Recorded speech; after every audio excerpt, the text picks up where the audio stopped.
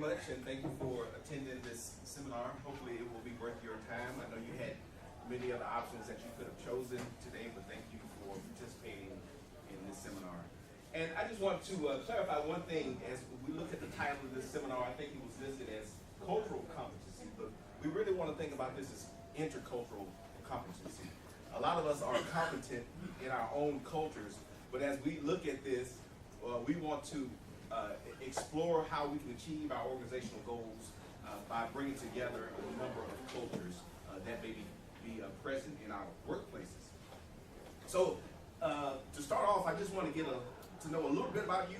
I don't want your whole biography. It doesn't have to be as long as what they said about me, but just really quickly, I just kind of want to hit everybody because I want to know a little bit about your background, but just your name, your organization, maybe like a little cultural background, where you're from, and then just one quick unique thing about you. And you can pass if you want to. I always want to give you that option, but we'll just start right here with you.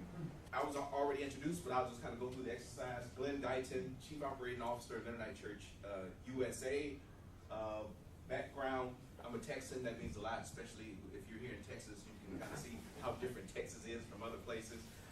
And I have lived internationally. I lived in Iceland, traveled to Japan, and a number of other countries. And something that people wouldn't know, I've jumped out of an airplane 5 times, so that's my interesting fact. So today the key concepts we're going to touch on, and I'm not going to try to solve your problems. I'm just going to give you an introduction to some of the resources that you may be able to use in your various contexts as you think about diversity, inclusion, and intercultural competency. So we want to kind of define some of those things. Now, someone mentioned that they have a family organization, and one of the things that we have to understand is that we all have a culture that we work with, and we all have a dominant culture. And so organizational culture is an invisible force made up of the beliefs and behaviors that operate beneath the surface and impact how individuals unite, respond, and move forward or backward behind a common purpose. So we all have these cultures in our workplace, and some of them we have been very intentional about how we want to present ourselves.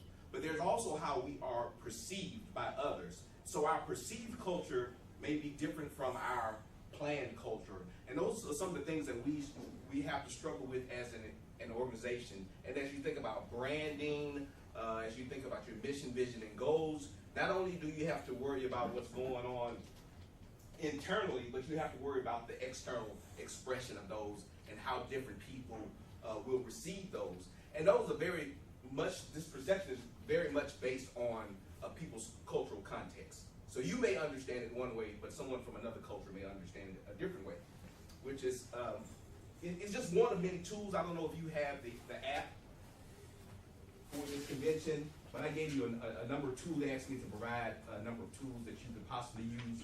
But the IDI, Intercultural Development Inventory, is one tool, and I am a qualified administrator for that tool that helps measure an organization's intercultural competency. And Michelle, I believe you're a qualified administrator too. So there are a number of people who are qualified, and this is the basis of this presentation. There are many other models that you could possibly use, but this is the one that I will be presenting to you today. And so what we eventually hope to do as we become a more competent organization with intercultural competency is we have a shift in cultural perspective and behavior.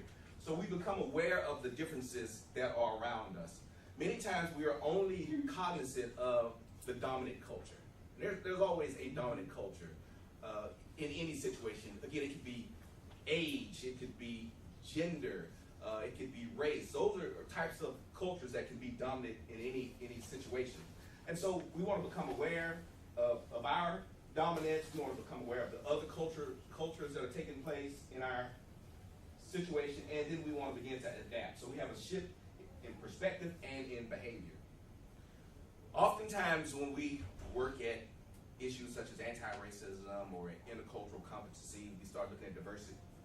We only look at it from the tip of the iceberg, right? Y'all like my iceberg, right?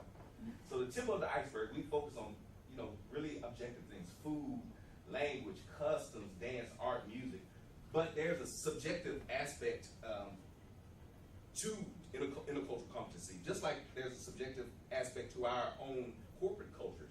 So roles, myths, again, things that people perceive about us, beliefs, what that group thinks about itself, social expectations, which vary from culture to culture. All right, so here's a quick case study. Moving boxes. Y'all listen? Okay. An American-born manager is extremely pleased with the work done by one of her employees, who has repeatedly shown her desire to get things done and willingness to do them well. We appreciate that in the U.S., don't we? Hard work. The employee is a Filipino who has been in the United States about 7 years. Since there is some physical labor involved, moving boxes, the manager decides late one day to help out the employee. Together they work to get the boxes moved and finish the job. The manager feels good about the situation. Yet when the manager goes home that night, she feels bad about how things, when the employee goes home that night, she feels bad about how things went with her manager. What happened here? Any volunteers raise their hand? What happened here in this situation that the employee felt bad? She feels guilty that she wasn't doing the job that was expected, that he had to come over. Okay. Anybody else?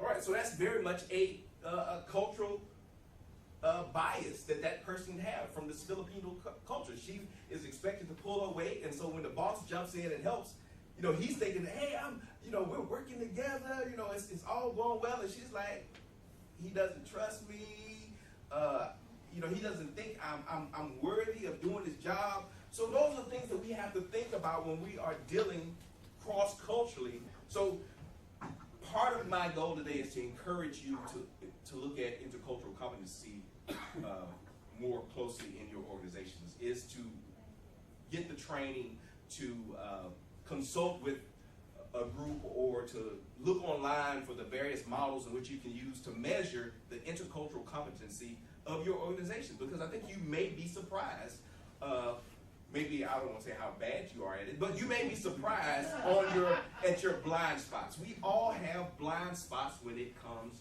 to culture. One of the things when people go through the IDI process and when we evaluate organizations, people kind of feel like this is like you're down here, like you're racist or you hate people. No, that's not saying that. It's just saying you have some blind spots that you need to work on. And the good thing about the IDI, it just doesn't leave you here, but it gives you the tools that you need to move to an organization. Hopefully you can get to this adaptation. Maybe you won't, but it will help you to move along this continuum to maximize the skills that are taking place in your workplace. Very good. And so those are the things that you think about as you look at incorporating intercultural education into your workplace. These are the types of exercises that we would go through after a workplace was